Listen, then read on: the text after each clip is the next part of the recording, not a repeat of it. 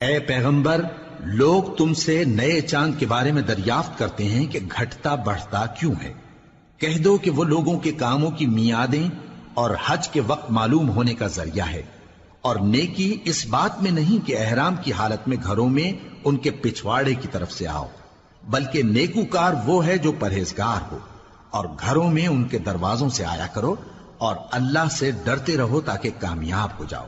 اور جو لوگ تم سے لڑتے ہیں تم بھی اللہ کی راہ میں ان سے لڑو، مگر زیادتی نہ کرنا، کہ اللہ زیادتی کرنے والوں کو دوست نہیں رکھتا۔